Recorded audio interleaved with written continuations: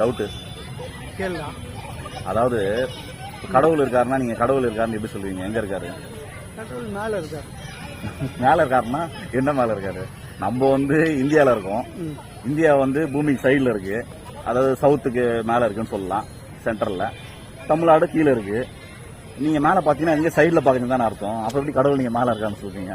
அது திசை இல்லாத சைடுல இருக்காரு.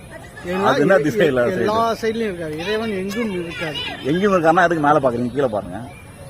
இல்லடா, மேலதான் பாக்கணும். ஏன் மேல பாக்கணும்? கடவுள் கீழே பாக்கலாம்ல, சைடுல பாக்கலாம்ல.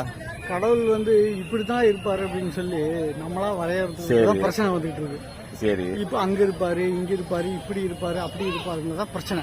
சரி, அதனால கடவுள் இருக்காருங்கிறத மட்டும் நம்பு. அப்போ கடவுள் இருக்காரு, ஆனா இங்கதான் இருக்காரு, இப்படிதான் இருக்காரு நம்ப வேணான்றீங்க. அப்பயே நீங்க மேல பாத்தீங்க. அதனாலதான் மேல பாக்குறோம். அப்ப ஏன் பாத்தீங்க? டேய், என்னை விட்டுறா, முடியலடா.